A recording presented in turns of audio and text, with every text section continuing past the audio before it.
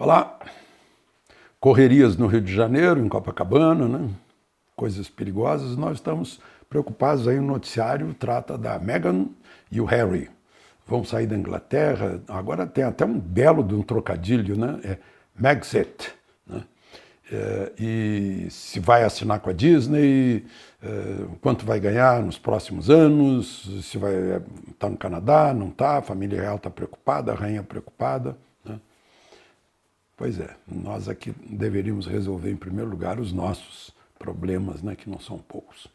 Mas vamos à conversa desta segunda-feira, dia 13 de janeiro, começando ainda o ano.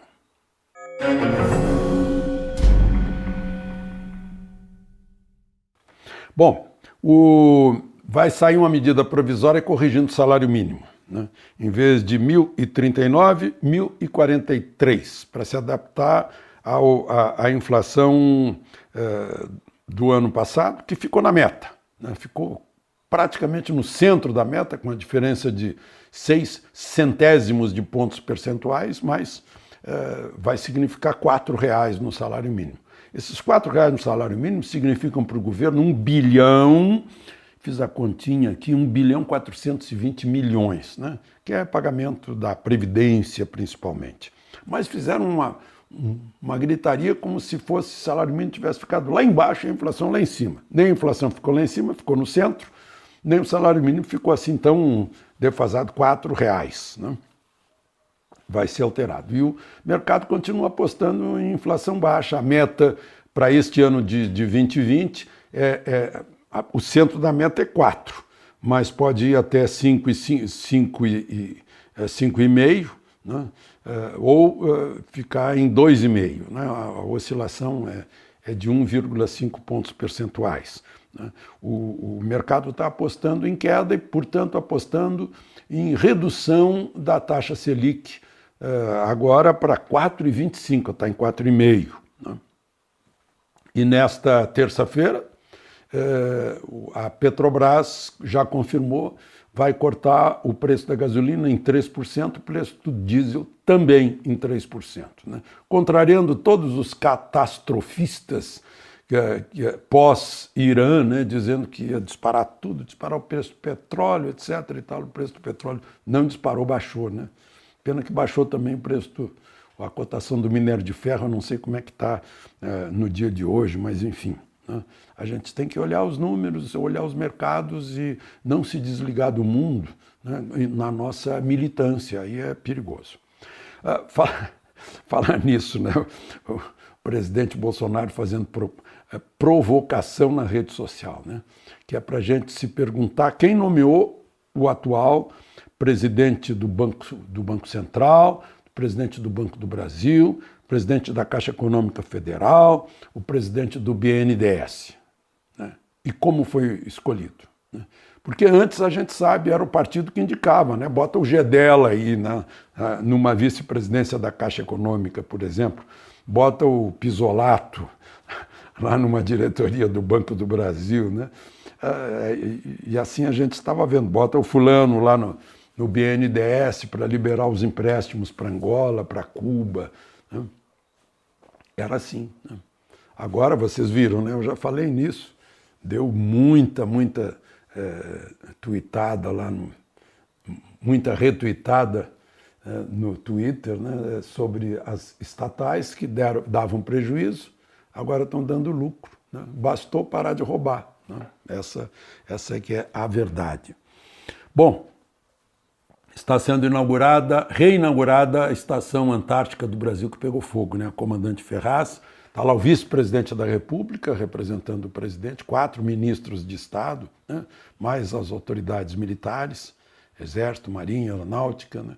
É uma grande presença do Brasil no continente antártico, né? Que é consequência de um tratado, né? Mas a gente tem a nossa posição lá, né? Porque antigamente era só Argentina e Chile ali, Nova Zelândia, Austrália, né?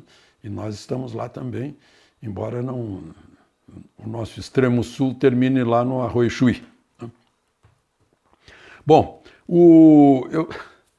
eu vi também na rede social que o Luciano Hang que é o dono da Lojas Havan, está oferecendo uma recompensa de R$100.000 para quem der uma informação segura que localize aqueles que, eu estou falando no plural, aqueles que tocaram fogo na Estátua da Liberdade da loja Havan de São Carlos, em São Paulo. É muito simbólico o sujeito botar fogo na liberdade. Segundo Luciano Rango, o relatório da polícia, a perícia da polícia mostra que sim, foi um fogo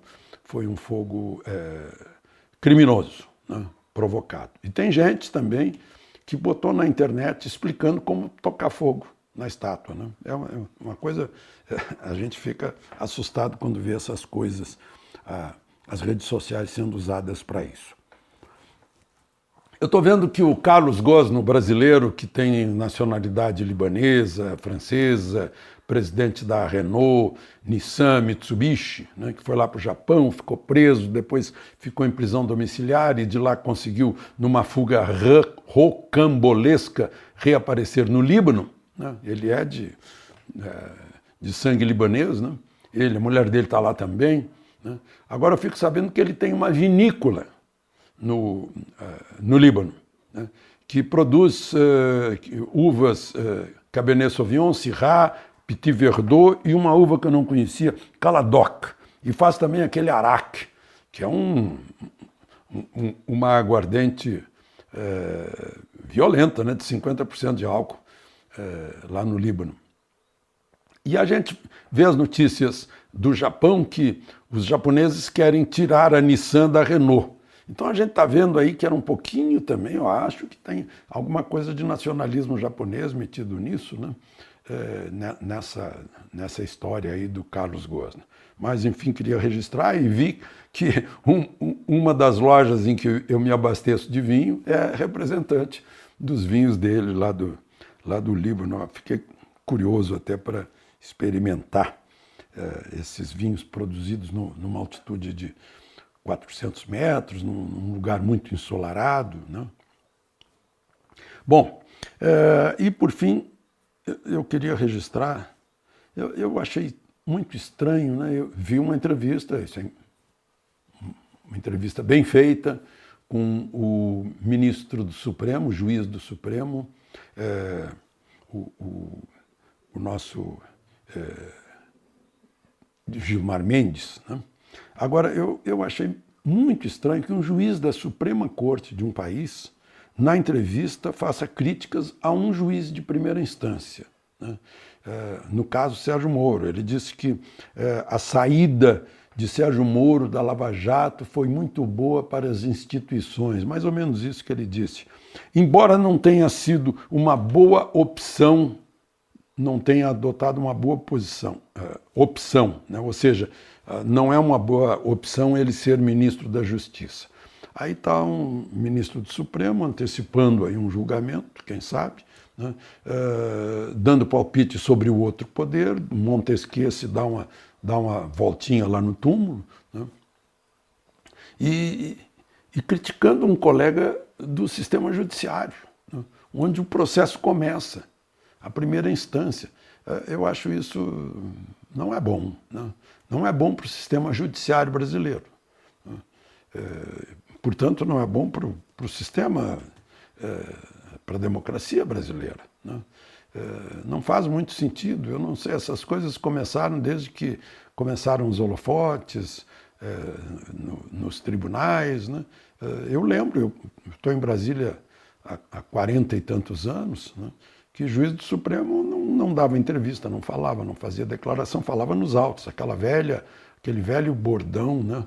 Juiz fala nos autos, né? E aí se dizia que de fralda de criança e toga de juiz não se sabe o que vai sair, né? Agora a gente já fica sabendo, as especulações mostram, o juiz fulano vai votar assim, vai votar assado. Eu acho que tem que ficar um pouquinho mais acima. Eu sei, popularizou, isso é muito bom, democratizou, teve transparência, abriu-se, né? Abriu-se em termos, né? Porque a gente viu aí o presidente Supremo fala contra a censura, né? na hora do Porta dos Fundos, mas a favor da censura na hora do antagonista, na hora do Cruzoé, né? Porque se trata de Supremo envolvido, né? Fica meio estranho. Mas, enfim, eu queria deixar registrado, eu sempre tomo muito cuidado ao falar dos poderes da nossa República, né? Os poderes são instituições que estão acima das pessoas, né? Assim como as leis estão acima das pessoas, né? Então, às vezes é difícil quando a gente critica pessoas que não valorizam seus próprios poderes. De Brasília, Alexandre Garcia.